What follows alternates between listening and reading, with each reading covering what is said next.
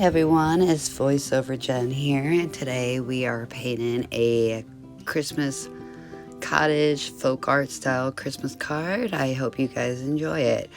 We begin by using some ultramarine and burnt sienna and make a gray mix. And I am starting out with wet paint on dry paper and working down the materials I'm using the Strathmore watercolor cards, and I am using my Winsor & Newton watercolor. The brushes I end up using two silver black velvets, a size 8 and a size 0, a Christie Rice size 2 brush, and my Princeton Velvet Touch long round size 6. So I loosely leave out some white spaces and loosely paint the top. Then afterwards I am gonna make a mixture of green, and we will begin a little bit on the house and the Christmas trees. But for right now, we're gonna still continue on with the sky. I hope everybody's doing well and getting ready for Thanksgiving. I know I am. I'm looking forward to it. Here I adjust the sky a little bit more. There was a little bit of a hard line, so I take a little bit of plain water and damp it out. Here you'll see I start making the mixture of green. I was sadly mistaken. Sorry, that's the problem with voiceovers. Sometimes you lose your steps. I go on to the sidewalk with the mix of burnt sienna and ultramarine. And I end up lifting out a spot because I thought since it was closer to the house and further back, it needed to be lighter. So I added some dark to the front as you can see when I get to that spot. So I'm gonna sit here and let you watch it till the next step.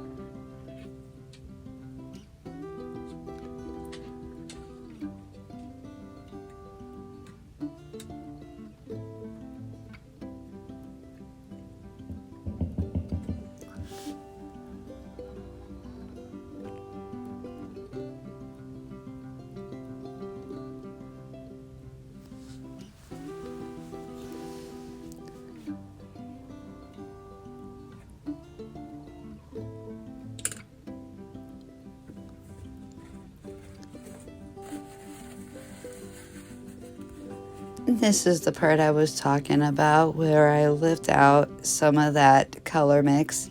And this is where the Strathmore watercolor cards are perfect. It is very forgiving if you make a mistake and you need a lift. I think even with a little bit of the staining colors, it's still a little easier to lift out than per se arches. Or arch, however you say that watercolor paper. I do want to be correct.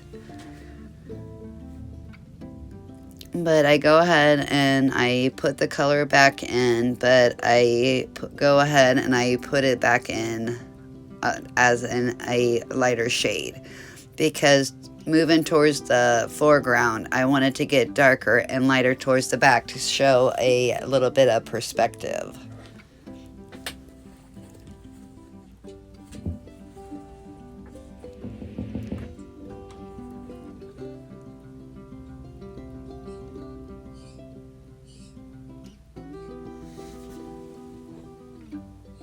Okay, now I am going ahead and I am filling in the roof. And with the roof, I am going to go ahead and use a very light mixture of raw sienna and a bit of our ultramarine and burnt sienna mix. As you can see, I wanted to put a little bit, because the roof is going to be snow covered, but I still wanted to add a little bit, a hint of color. So it is a very watered down version of both colors.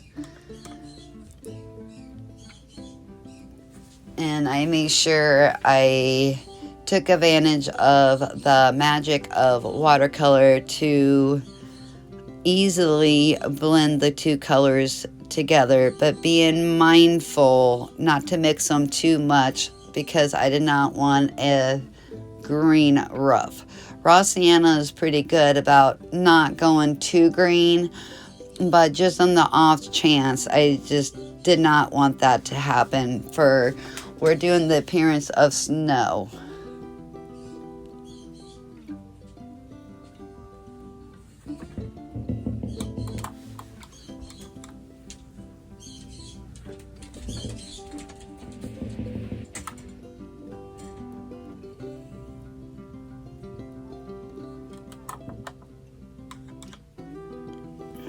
Now I take some cadmium yellow and I am going to mix it with some ultramarine.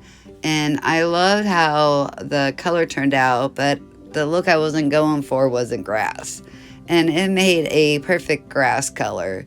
So I chose to add some Viridian and to my mix, and the Viridian gave it the shade that I was looking for. I was looking for more of that Christmassy bluish green that you will see in some of the pine trees, because I wanted the mix to also carry over to the trees. So you can see here I go ahead and I color the chimney green and the door green, and then also I paint the trees. So sit back and watch and enjoy.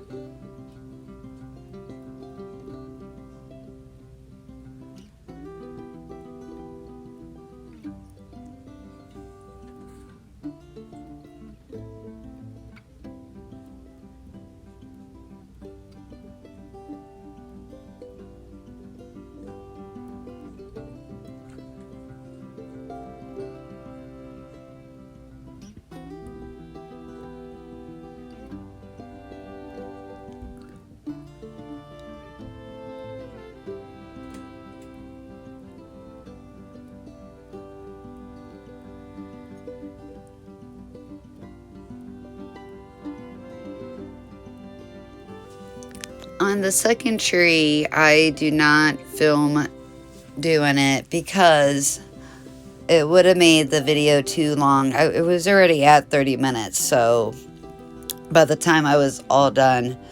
So what you see me do on the one tree when we get to the part in the video, just know the second tree is done that way.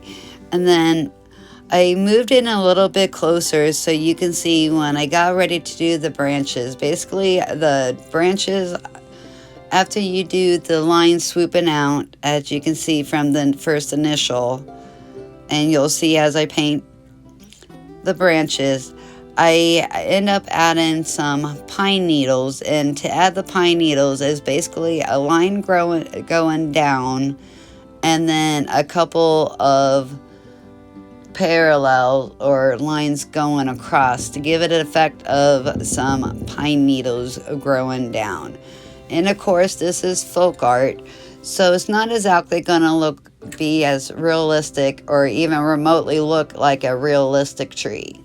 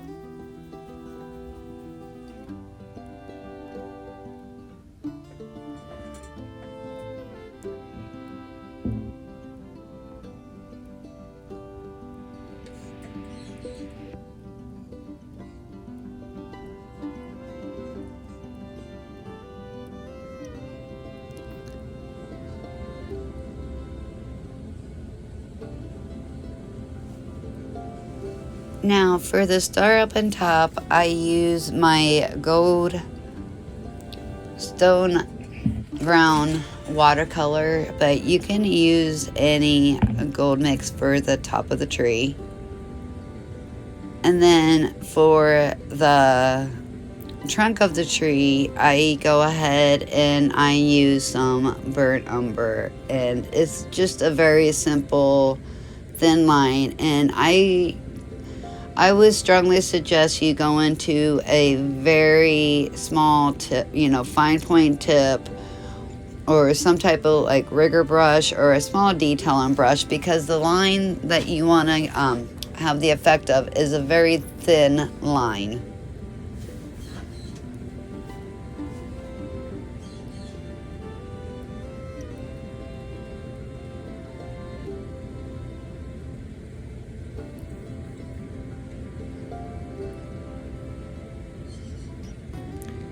This is where the part I was telling you, where I draw a line down on the branches and then lines going across to give the appearance of pine needles.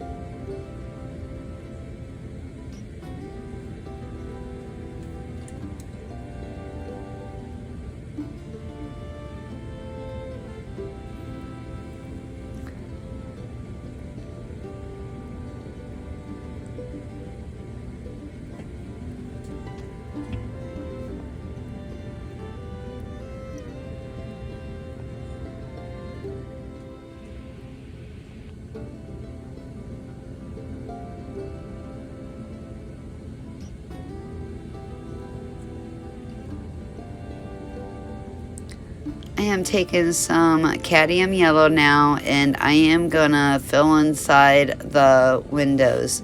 We want to give the cottage a warm glow. It is, after all, a cold winter night.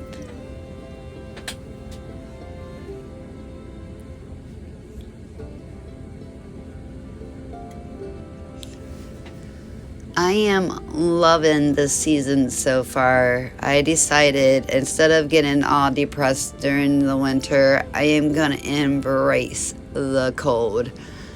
I am planning on making my house nice and cozy, working on some of these nice, cozy winter scenes in the near future.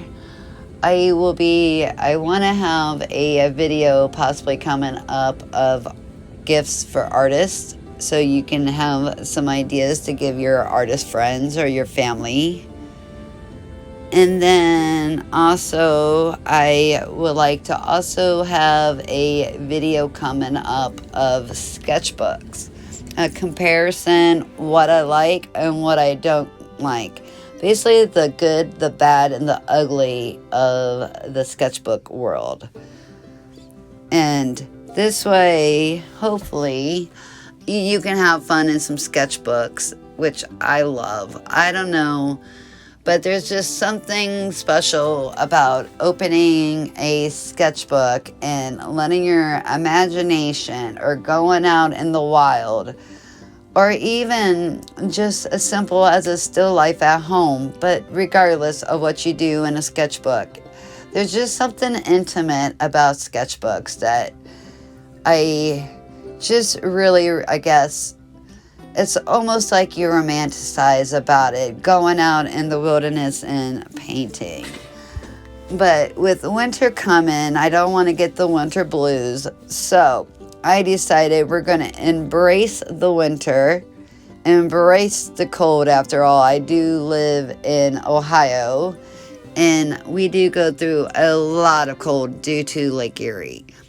So I'm going to embrace it. I am going to be working in the sketchbooks and working on some still life, maybe doing some painting from the car, because it is so hard just to wait for spring to do some painting. So this winter I want to do some urban sketching, maybe go into a coffee shop or whatever around here and do some painting. So moving on back to the painting, I am taking that gold, but honestly, you can use whatever gold you have. You can use a gold gel pen, you can use maybe gold acrylic, gold gouache, whatever gold you have. Even a gold color pencil would work. But I am using my Still Ground watercolor of it because I love it so much. It is very pretty and it works very well, and I would like to use it. So just know that you want to do the star on top. I would definitely use a very fine point because it's very small, and I don't know about you guys, but I know I feel more confident. It's definitely a confident boost with using a smaller brush for the details versus a larger brush still with a fine point tip. However, that is one of my goals, is to get better with a larger brush and a fine point.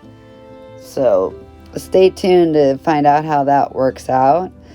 And as you can see, I put in the burnt umber and I'm going back to working on the house. And I take some of that burnt umber and I put a plus sign in the on the windows to make it look like those are the window panels that are in there. I think that's what it's called. You can correct me in the comments if I'm wrong, but anyway, I want to give the illusion that it has that. Then now I start making my watercolor mix for the house, and I take some cadmium red with a pinch of alizarin crimson. I lost my train of thought there. And then I basically put it where the green was, because green is across from red on the color reel. So when you mix it along that it is in smaller amounts and you don't go crazy, it won't turn brown or muddy, but it will actually darken the red and just make it a little bit dirty, so it's not so bright in your face red. However, if you want that brighter fire engine red house, that is perfectly all right. And then on the side of the house where the side is, I want to give the illusion that it's shadier on that side, even though I'm not really worried about a lot of perspective, nor am I worried about a lot of shading. But I do want to give it some, so it's not such a bland painting. So I go ahead and the side of the house I make a little bit darker than the front of the house. Then underneath the roof, underneath the windowsills, I take the red mixture that I had made up and I mix it with that ultramarine blue and the burnt sienna mix to make a shade color. And I go under the roof, as you will see when we get to that point in the video, and I go under the windows. And it gives it a really nice effect. I really love how the painting turns out. And I think just giving it that little extra shading just really made a difference. Now, I will go back to let you guys watch it, and then we have, after we're done with the house, we'll go back to and work on the snow.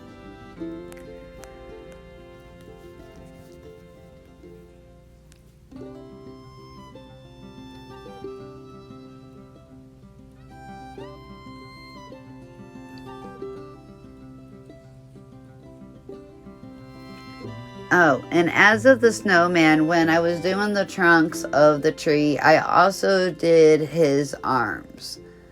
And as of the arms, I just kind of did 2 little lines with a little line poking out to kind of make it like a little V and make him look like he has a little bit of a hand. But I didn't really put a lot of detail into it due to him being so small and with him being so far away that I didn't feel that I needed to put a lot into the hands, but I wanted somewhat of one. Now I am working on the snow, and basically for the snow I use a little bit of raw sienna, and well, I guess we're not to that part back. This is once again where doing a voiceover, I need to pay a little bit more attention. This is where I do the shading. And as you can see, just shading underneath that roof and on the side just really gave the house that much more dimension.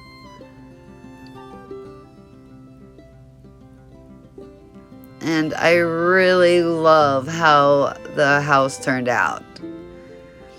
But getting down to the snow, I use a very light watery mix once again of the raw sienna and also the ultramarine blue mixed with the burnt sienna. I try to shade a little bit more with the blue and the burnt sienna mix, like underneath the trees and at the top of the hill and underneath the house. And then moving down, like towards the sidewalk, I put a little bit of the raw sienna on each side of the sidewalk just to give it a very light appearance of a glow. And when I say it's watered down, it is watered down. You only want a slight hint. So basically for the snow, I use a wet and wet technique, and I wet the snow first, and then I put the colors in and help manipulate it a little bit. Now, going to the snowman, which I am working on now, I use some of that cadmium red for the hat and the scarf. Now, basically for the scarf, I put a little line underneath his neck and then the 2 lines for like it's blowing. But it was so small that I didn't really need to put any stripes on it or any of the strings, because when it's that far back, you're really not going to see it.